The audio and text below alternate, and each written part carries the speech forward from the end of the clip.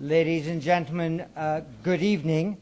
It is a delight to welcome today for a keynote Oppenheimer Lecture the President of Mozambique, Armando Guebuza.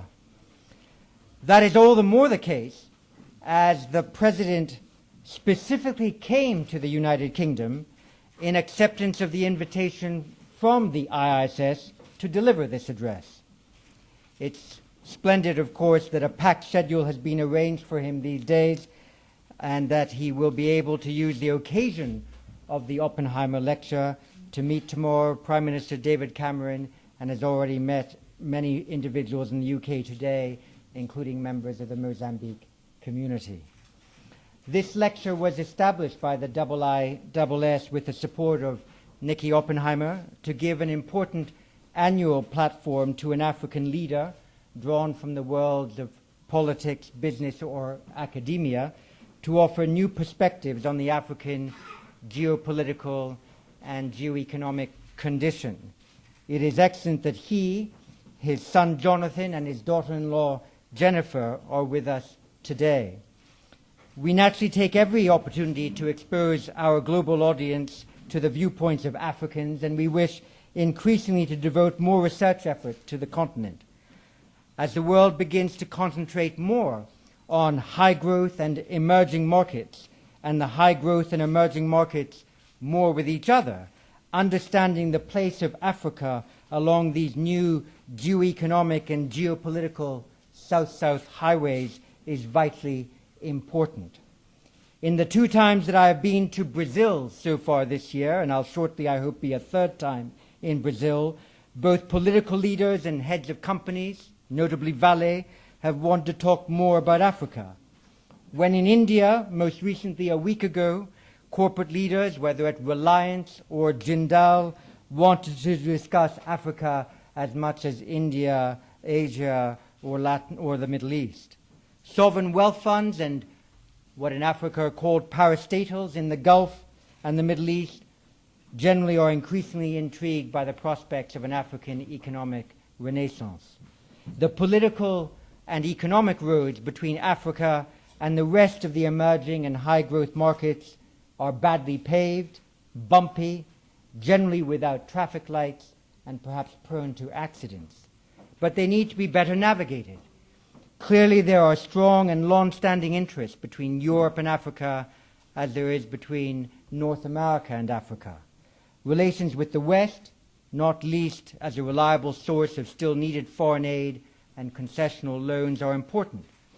And in this country, every opportunity will be taken to promote the qualities of British business to African states. But as an international institute, we are also interested in these newer connections. Mozambique is not normally thought of as a high-growth or even emerging market. Its development and infrastructure needs are huge, the persistence of poverty a major feature, the legacy of years of civil war still present. Yet Mozambique's foreign relations with Latin America, Asia, and the Middle East are perhaps set to intensify, as are its relations with traditional partners in Europe and North America. A principal reason for this is its huge energy boom in coal and especially gas, from which Mozambique is bound to benefit. Some estimates have resource revenue in 10 years in Mozambique equal to the whole of the current state budget. Against that background, we look forward to learning more of Mozambique's perceptions of the region and the world. In particular, as an organization devoted to conflict prevention and resolution, we are keen to hear authoritative views of new potential threats to national and regional security. Armando Guebuza fought from an early age for Mozambique's independence, joining the Mozambique Liberation Front Frelimo in 1963, and fought against the Portuguese, rising to the rank of general. He was in the government of Samora Machel and of Joaquim Chissano, and has been president of Mozambique since February 2005. As Mozambique is poised to enter a new economic era, while building the foundations of better governance and contributing to regional stability, We look forward, sir, to your thoughts on new threats to the peace and security of Africa and the world. Mr. President, the floor and this podium is yours. Thank you very much.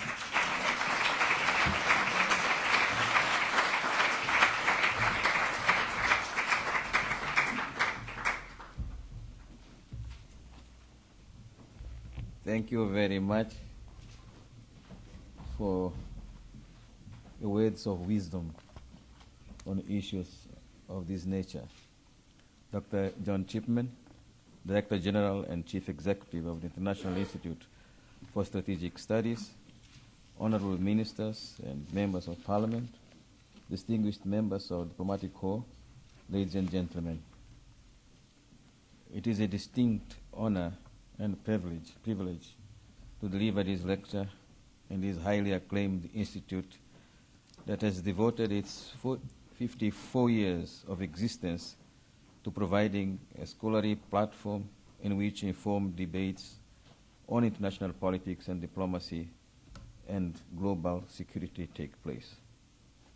It is by interrogating conventional paradigms that this institute has been able to enrich the knowledge base of many around the world about these and other related subjects of strategic importance the world over.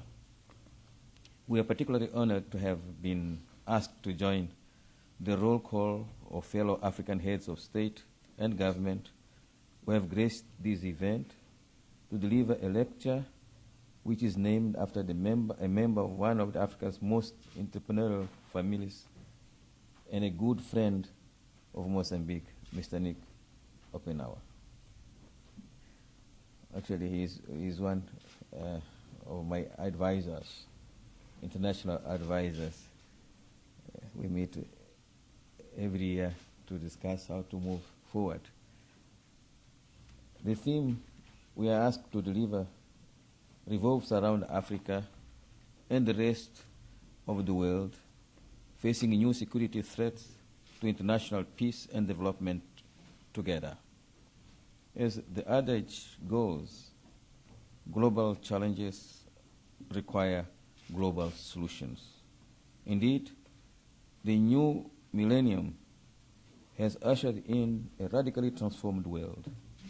It is a world teeming with opportunities, but at the same time full of challenges.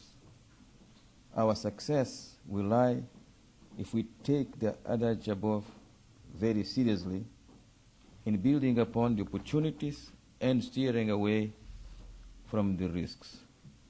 We must, in this regard, define the contours of the coming years in such a manner that an era of prosperity and self-sustaining growth may dawn the world over.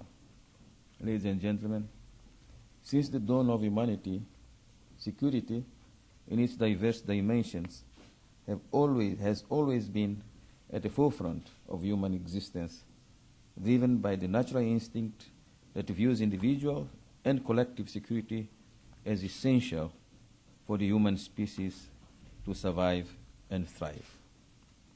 It is perhaps ironic that in an era of unprecedented advances in science, technology, infrastructures, and relative prosperity, the human race still finds itself grappling with the challenge of meeting the Millennium Development Goals.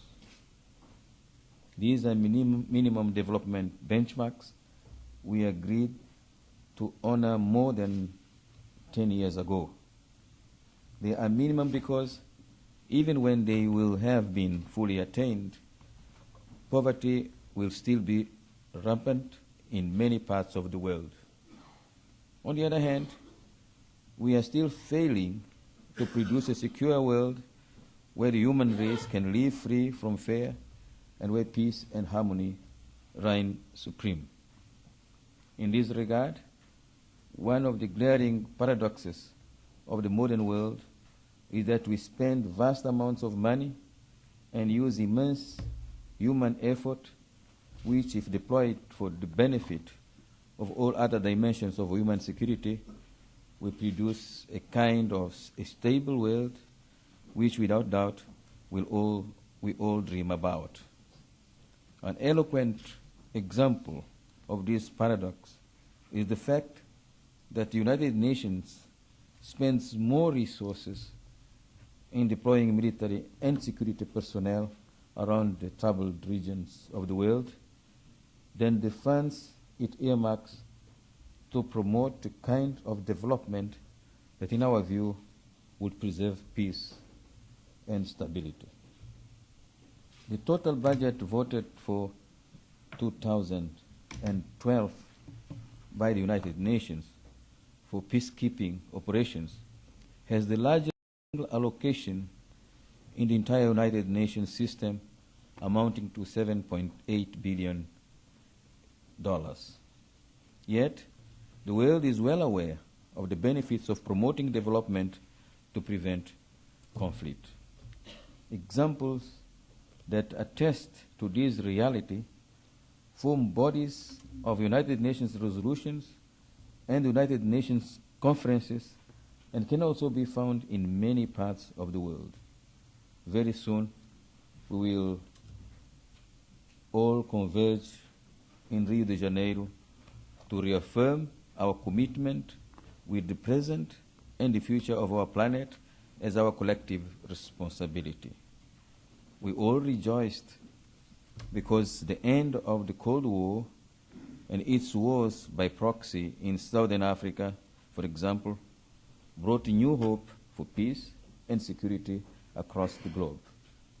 By the same token, the downfall of the dreaded apartheid regime was not only applauded because it signaled the end of institutional racial discrimination and oppression within South Africa, but also because it would pave the way for an era of peace and security in Southern Africa.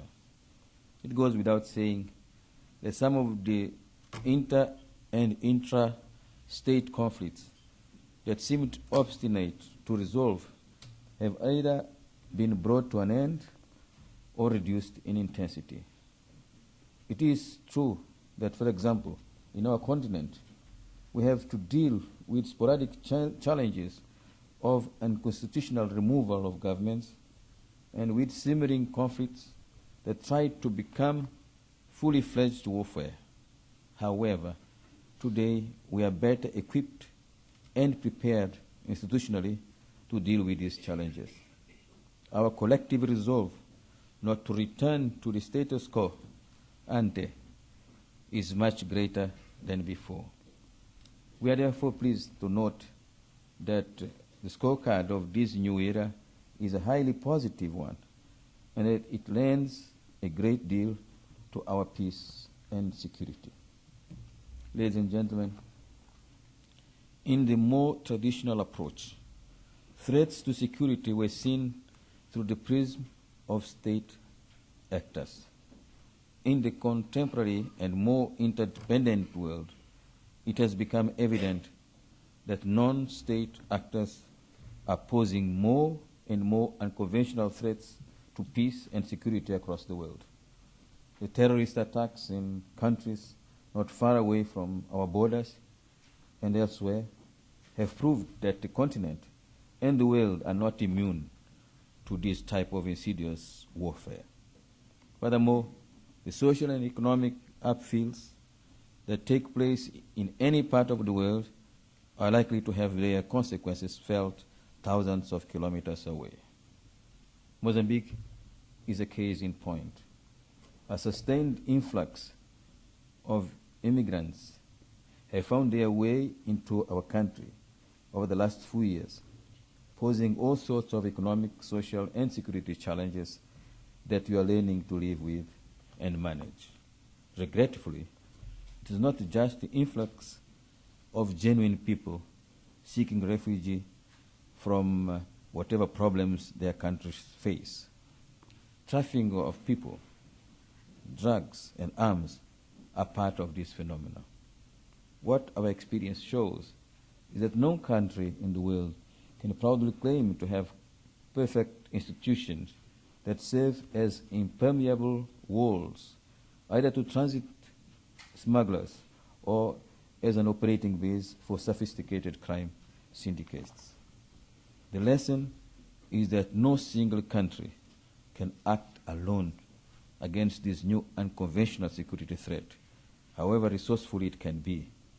Global solutions to global challenges is the name of the game. In Mozambique, we pride ourselves of endowment of more than 2,700 kilometers of coastline, which has earned us the nickname Pearl of the Indian Ocean, and which is, in this sense, an invaluable resource for our social and economic development.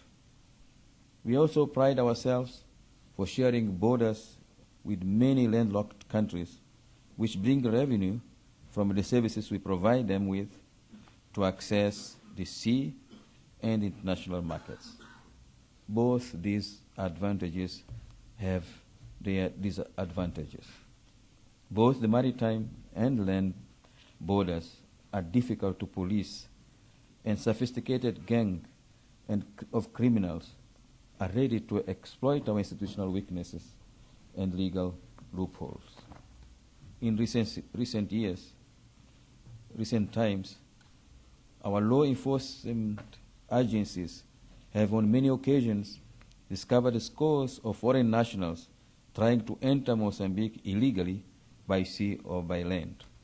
It was in recognition of the scale of the problem of people smuggling, for example, that we became one of the pioneer countries in Southern Africa in enacting specific anti-human trafficking legislation in 2008. The challenge we face is that if the limited human and financial resources at our disposal, we are compelled to divert them to address these emerging challenges to our security and that of other countries. We pay particular attention to this kind of disturbances because peace and security are central in our development agenda. That is why we state time and again that the only alternative to peace is peace itself. And we know there is no peace without where there is no security. Distinguished participants, piracy on the coast of Somalia started as a non-news event following the ouster of President Siad Barre and the many failed attempts to restore a modern state in that sister country. However, according to Anna Bowden, in her report of December 2010 entitled The Economic Cost of Maritime Piracy, already in 2005, ransoms averaged around 150 million US dollars. Today, this phenomenon captures the imagination and the headlines from around the world as it spreads over a quarter of the Indian Ocean, with threats to root itself in the Red Sea. It is also worrying that this threat to international merchant ships is spreading further. Indeed, the International Maritime Organization recorded in the first 2 months of 2012 10 incidents of piracy in the coast of Benin, Congo, Cote d'Ivoire, Ghana, and Nigeria. Pirates hold ships, their crews, and cargo as hostages for ransom. For instance, and we quote from Anna Bowden again, in November 2010, the highest ransom on record, 9.5 million US dollars, was paid to Somali pirates to release the Samho Dream, a South Korean oil tanker. These financial resources are invested back into piracy as they acquire speedboats, more sophisticated communications equipment, and weaponry, trying to give the impression that this terrible practice can become a successful business model. The burden of the piracy is very well documented, and so is the economic impact. The African Development Bank estimates that diverting the petrol tankers away from the Somali coast to the Cape of Good Hope in South Africa would cost an additional 3.5 billion in fuel costs alone. Globally, it is estimated that the piracy activities could be costing the world economy between 7 billion and 12 billion US dollars. Studies have also shown that piracy affects the cost of shipping significantly through the increase of premiums. Vessels are increasingly required to carry armed units on board, which adds to the burden of providing military units to patrol and escort the ships by the navies of different countries in the troubled waters of East Africa, posing new problems such as the collection and storage of the weapons used by crews when the vessels come to shore.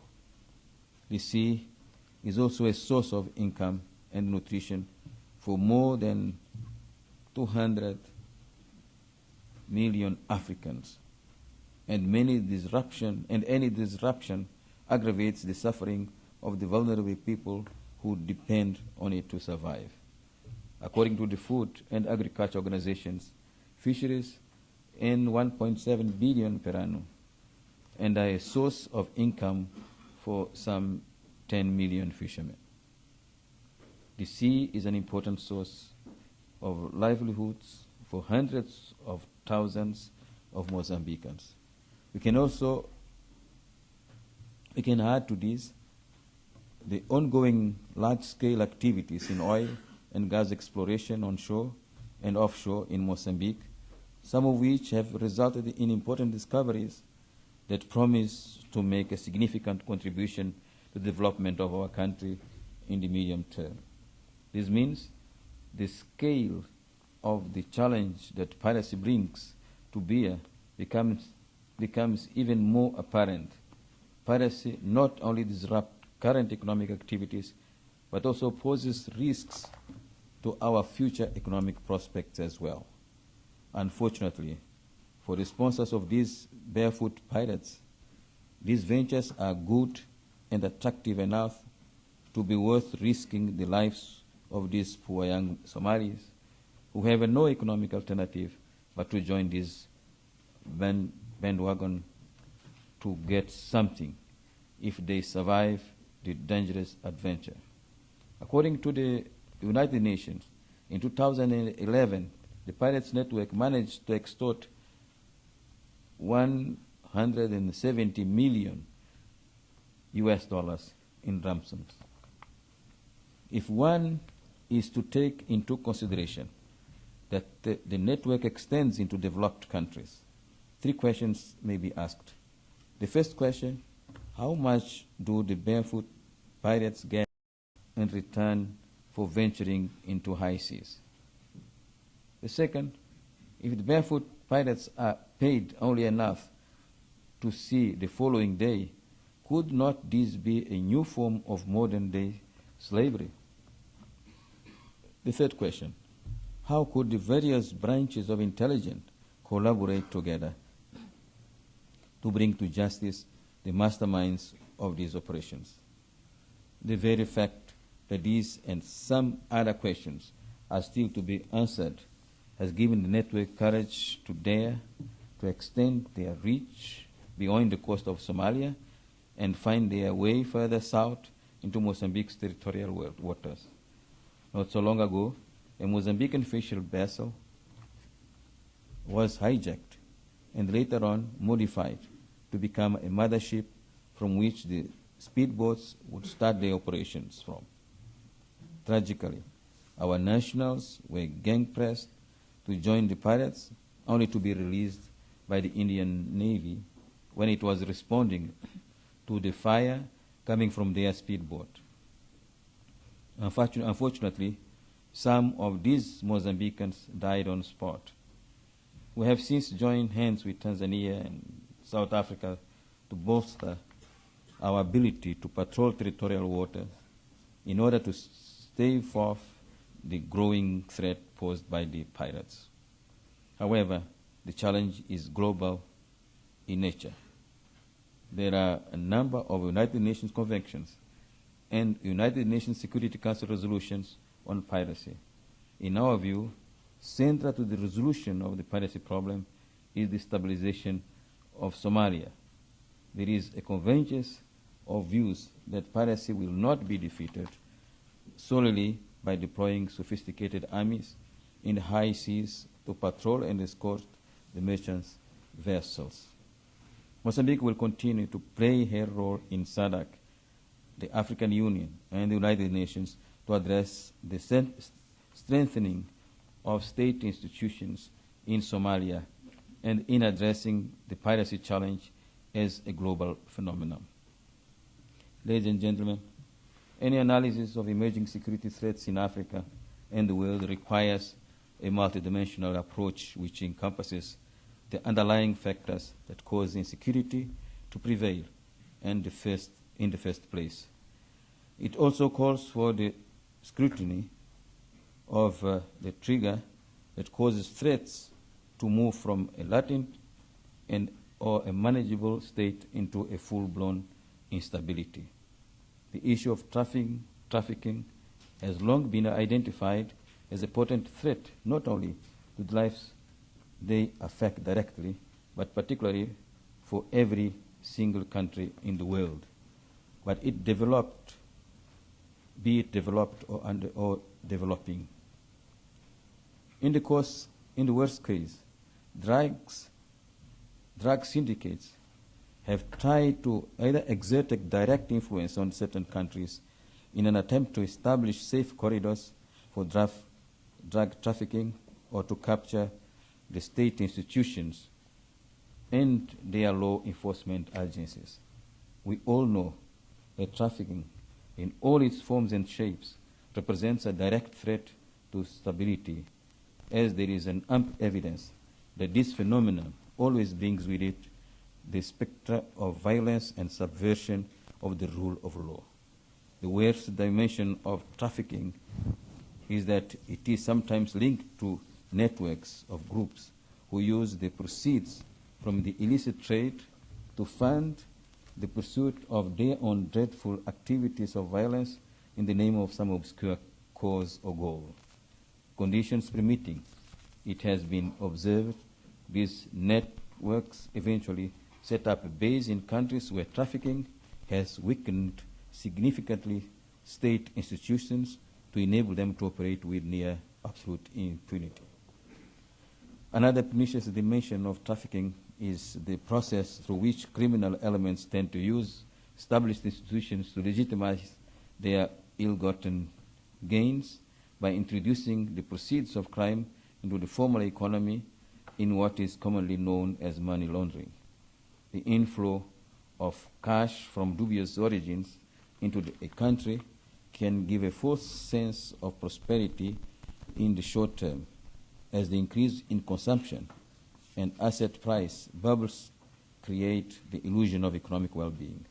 However, experience has shown that this process is usually a prelude to future social and political upheavals, as money laundering by its own nature requires some degree of subversion, of substitutions, and installation of a parallel system controlled by criminal gangs, which competes with legitimate state institutions in all spheres of life and creates a host of social and economic distortions that eventually cost a high price for the return of society to normalcy. It is in this connection that we have established our National Financial Intelligence Unit in 2007. It is producing very good results and encouraging results and counts with the support of the serious organized crime agency of this country, of United Kingdom. Distinguished participants, ladies and gentlemen, the framing of a comprehensive discussion around the issue of security cannot be complete without touching even briefly on other important dimensions that play a crucial role in stability both at national and international level. it is becoming increasingly apparent that security will not be guaranteed unless critical dimensions of human security, such as widespread poverty and environmental security, are addressed. The Millennium Development Goals is just one of the many attempts in that direction. Economic hardships in developed countries and poverty in poor countries cause people to migrate in search of better opportunities. The perceived sense of competition for scarce resources is a time bomb we all have to prevent from detonating. Climate change induces environment degradation and plays a part in the increase of frequency and intensity of natural disasters. This results in people migration, and the competition for resources that follows can become security threats. We once again call for a comprehensive and binding post-Kyoto agreement to address climate change. Ladies and gentlemen, we have laid before you a sketch of some of the emerging threats to security in Africa and the world. In Mozambique, we believe that these challenges and threats cannot be addressed individually and in isolation, because they tend to emanate from related root causes which can only be resolved if addressed together through a holistic approach.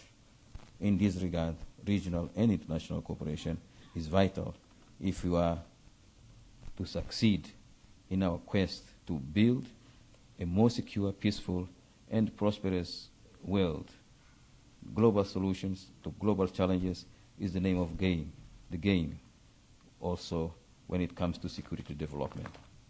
The work of institutions such as this plays an important role in shaping the debate that can inform the development of policies based on sound research, which is a key ingredient for the design of responses to these challenges. I thank you very much for your kind attention.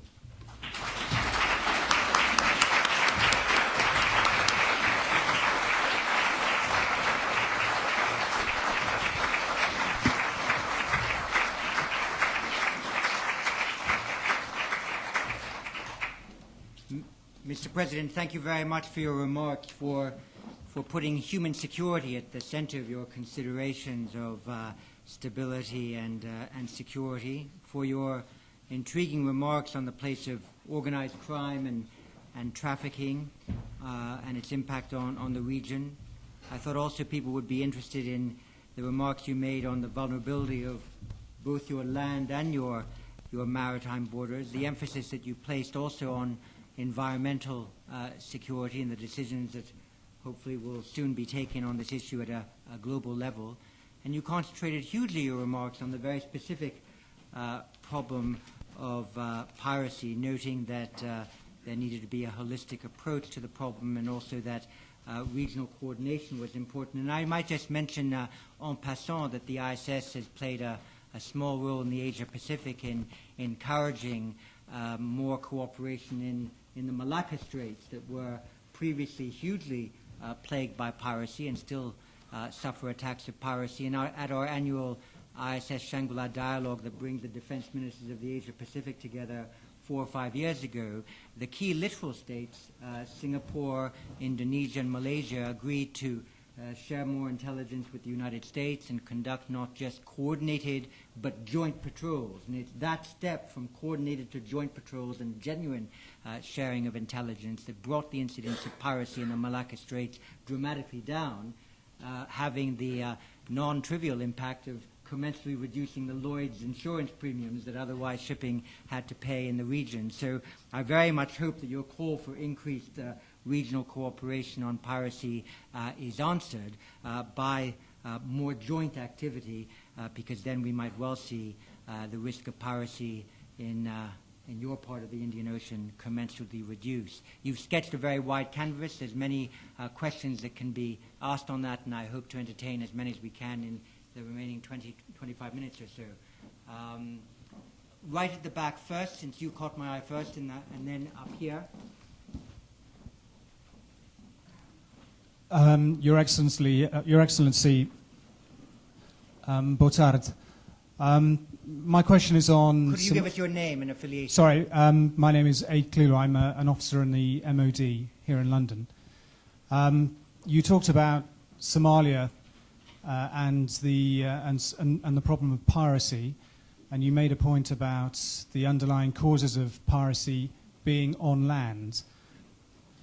I just wonder whether you might be able to offer some thoughts as to why it took about 4 years of the African Union mission in Somalia to drum up more than 2 troop-contributing countries in Uganda and Burundi to step forward to address the underlying causes of piracy, i.e.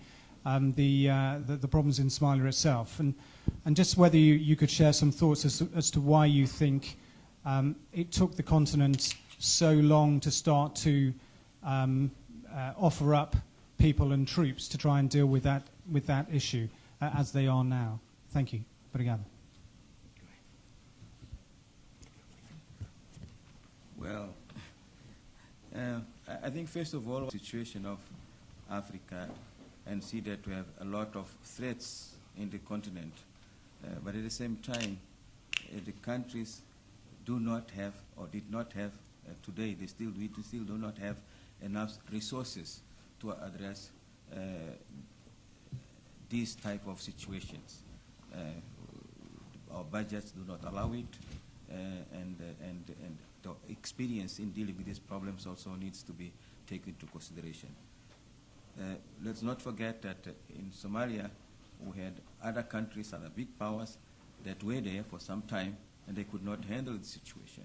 So for us as Africa to be there, we need to have these resources. Unfortunately, even without enough resources, we saw some countries moving in a joint operations to solve the problem. But again, Somalia is still Somalia that we all would not like to see it continue to be like it is today. Yes, if you stand up, the microphone will migrate towards you. Thank you. Thank you. Your Excellency, my name's Pat Tyrrell. I'm a retired Royal Navy officer, and at the moment I'm involved in raising some funds for a hospital project in Mozambique. It's at a very early stage. Firstly, can I thank you for your excellent presentation. In talking about peace and security, it seems to me that there were a couple of elephants in the room that didn't get mentioned, which really is, education and health.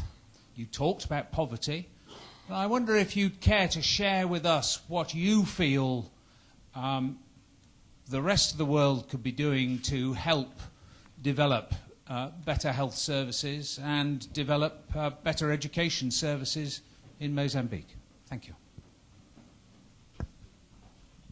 I'm sure that you may have noticed that I spoke about the Millennium Development Objectives. And the Millennium Development Objectives exactly deal with problems like health, education, and poverty as such. Obviously, we need to have in those areas more support. And the resources that we are receiving today, they are not enough. For example, we have in Mozambique at the primary school level, which is free of charge, up to 7 classes, standard 7, I understand. We have a ratio of 1 teacher for 80 pupils, and they are studying in conditions that sometimes they are difficult. They have no proper conditions to study. So what I want to say with this is that yes, we need support more on those areas: health, education, water, clean water in particular, in order to make sure that people can study in a better condition. It's missing, but we have, of course, all details that you may need. We can provide that with you to see how many schools we need more trainings. And for example, if we talk about education, again, we are training a lot of teachers, but at the end of their course, there is no budget for them to teach. So they cannot get their pay. So most of these teachers are deviated to other areas. So it is a problem. Yes, you, sir. Yep. And I've got you as well. Yes, you too. My name is Marcus Weimer from Chatham House. I would also like to congratulate you for an excellent speech on peace and security in Africa and the world. My question relates more to the region, the SADC region. Given your take on the security challenges being intimately involved with human security, I was wondering how you see the situation in Swaziland and in Madagascar. And given that those two countries are neighboring countries to Mozambique, and maybe given some of the obstacles that may exist for countries like South Africa to contribute to human security, I was wondering whether Mozambique is maybe in a unique position to contribute to human security in those two countries. Well, I wish you were. In fact, you know how we dealt with the situation in Madagascar. After the coup d'etat that took place, SADC as such did try to find a solution that will solve the problem of the constitutional impasse in which they are. After more than 3 years, today, now we are starting to see light in a solution to the problem. So it's not just a matter of willing to do things, but we have to take consideration whether we are able or we have the ability to make it happen. On Swaziland, well, they have serious problem, economic problem, as we know, and together with South Africa, they are working to see how they can solve that. Mozambique, obviously, is not in a condition to go into it because even our budget depends heavily on foreign contribution. Thanks. Nicholas McLean at the back of the room. Nicholas McLean. Mr. President, some African states have shown reluctance to support the United Nations principle of responsibility to protect. Where do you stand on that principle and on humanitarian intervention? The idea of humanitarian intervention and the idea of responsibility to protect that the Australian Foreign Minister 10 years ago proposed humanitarian intervention to countries going in to deal with crises.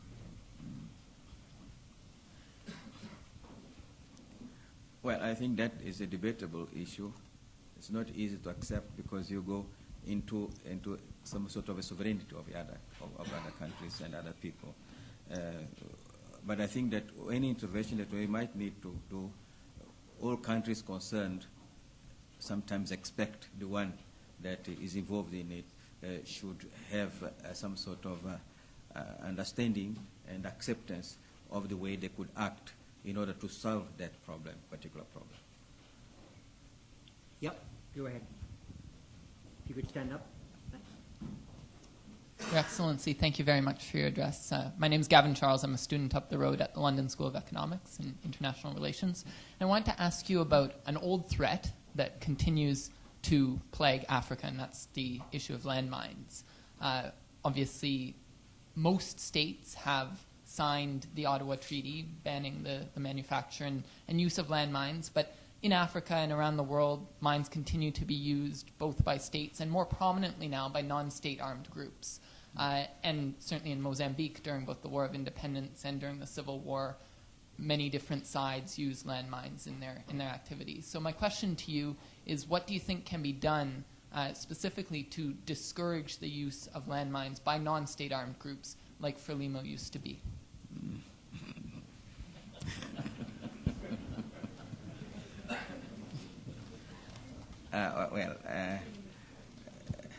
We have to find ways of avoiding confrontation and conflict that will result in violent confrontation between countries. Because landmines are just one of the many weapons that are being used for that purpose. So what I think should be done is to continue to do what we are doing. First, prohibition of production of landmines. Mozambique has decided and approved that system. Prohibition of the use of landmines. Also, Mozambique is signatory to that. And let us avoid confrontation. Then we'll be sure that we are not going to have that specific problems. You know, Mozambique has gone through war, and we have serious problems on that. But we have a policy today that is helping to protect people from the mines because of the systems that we have established. Mr. President, in my opening remarks, I mentioned about the prospect of increasing economic links between parts of Africa and Asia, Latin America, perhaps the Middle East. Could I ask you about your thoughts on one of the countries in Asia that's hugely engaged in Africa? One of your neighboring countries, Zambia, recently elected a president who campaigned to certain measure on an anti-Chinese platform. His current vice president is renegotiating the contracts and relations that Zambia enjoys with China. What can you tell us about the state of present Chinese economic investment, trade, cooperation with Mozambique, and what are the ways in which you would like China to behave in Mozambique in the years to come? What are the things you would perhaps yourself like to see changed in that relationship, if any? Yeah, well, basically what I think that China should do, or we should do with China, is what is happening. China respects our sovereignty. China provides the resources in an agreed manner. When we want to invite them to invest somewhere, we have to negotiate, and especially the fact that China does not interfere with our sovereignty. And we, of course, prefer to take advantage of that and get more and more investment from it. Well, I think that something may have made our brothers in Zambia to change their attitude. Probably that could be one of them. Yeah.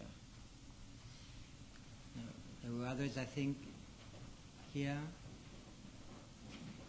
Well, to be fair, then maybe I should ask you the other question people sometimes ask, which is the nature of United States engagement in Africa.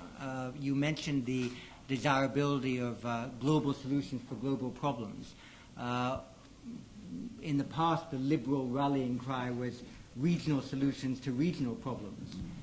And to a degree, one might think that a United States that is now naturally taken up with a lot of its internal economic challenges sees regional solutions to regional problems almost as a U.S. strategic goal in order to devolve authority back to the regions and to make it easier for it not to have to be as widely engaged, at least in some regions of the world, as it might have. It's famously announced a pivot to Asia. Do you see Africa missing the United States, more U.S. engagement? What would you ask of the United States in its efforts towards your continent and specifically towards Mozambique? Yeah, we have always look to have more sympathy from the United States. Mm-hmm. That's important. We have always done our best not to have military involvement from outside the continent in Mozambique and as well as in Africa. And thirdly, the United States has a lot to offer, a lot we can gain from them. And through this cooperation, we can take advantage of that. For example, there is the AGOA. It's one way of trying to respond to our needs, but at the same time making it possible for us to overcome the problems that we are facing. Yes, gentleman there. Yes, you, sir. If you could stand up, then it's easier for the marvelous. Thank you. Thank you, sir. Peter Asprey, I'm a member of the Institute. I wonder if, sir, whether unregulated illegal fishing is a problem. Unregulated illegal fishing is a problem off Mozambique, and if it is, whether you have any sense of a way forward in dealing with that. Thank you. It is a problem. It is a problem. So what we are doing is working together in the region with South Africa on one side, but at the same time trying to reinforce our capacity to know, to make recognizance of whatever ships are in the region. So we still have a long way to go. As I was saying, we have 2,700 kilometers long of coast, and we do not have an army, a big army or navy for that purpose. But what we are doing is by using our small resources to exactly identify when we have illegal fishing in the country. But we are weak on that, and we need, of course, a lot of support on that too. You mentioned organized crime, drugs. We have just produced a book on the international drugs trade and its impact on security. One of the co-authors was Virginia Commerly. You just asked for the floor. You might not be asking about drugs at all, but I thought I'd introduce you as if you could stand up, then hopefully one of your colleagues will recognize you. Hi. Thank you, Mr. President. I'm afraid that my question has nothing to do with drugs. It's about actually an old threat to Africa. I mean, over the past few years, there has been a mounting debate in Mozambique about the treatment of former combatants and how veterans have been receiving benefits and some haven't. So some critics have argued that the whole reintegration process hasn't been as exemplary as some people have thought. However, the security sector reform that followed your civil war has been one of the most successful in the continent, and you have not seen any major outbursts of violence since the 1992 peace agreement. So my question for you is, what lessons can be learned from the Mozambique's experience of reintegration that can be useful to other African nations in order to build a peaceful post-conflict era? Thank you.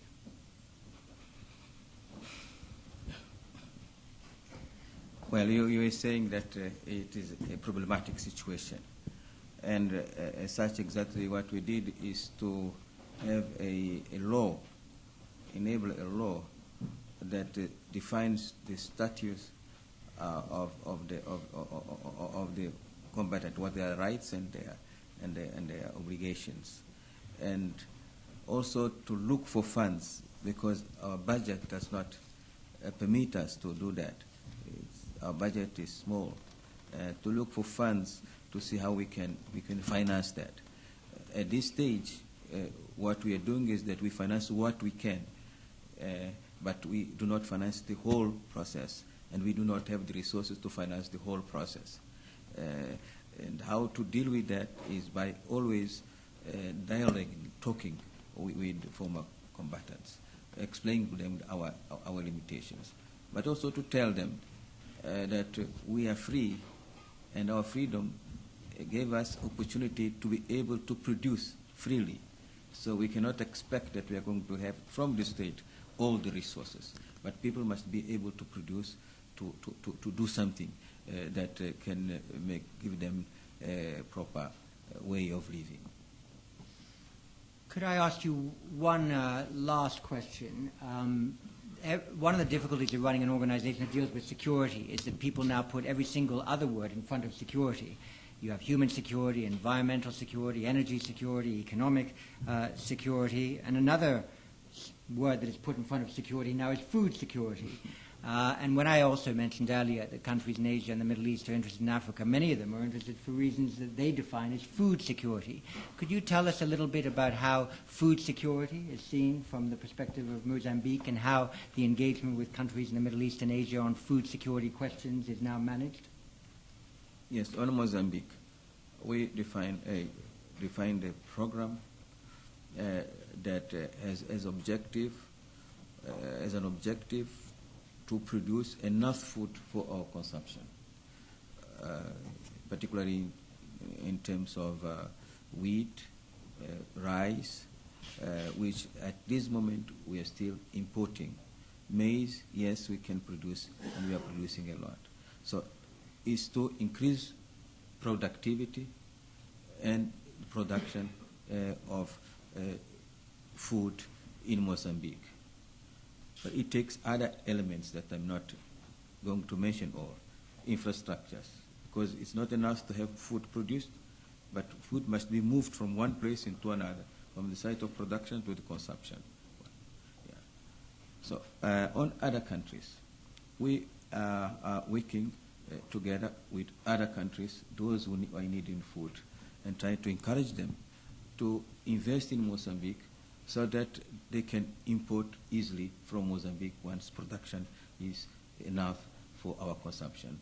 And it is also can be used for their own consumption. Middle East is one of the cases, especially those countries.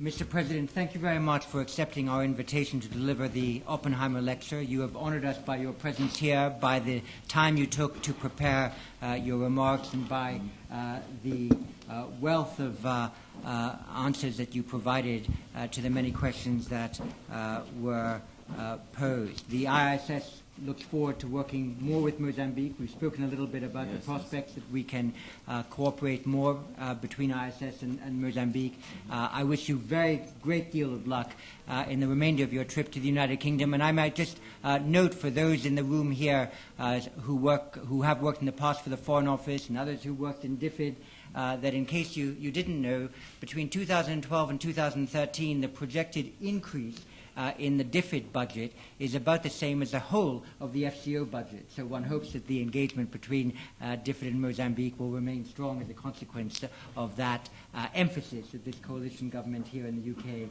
has placed. Good luck in your appointment tomorrow with the Prime Minister, and thank you for coming. Thank you.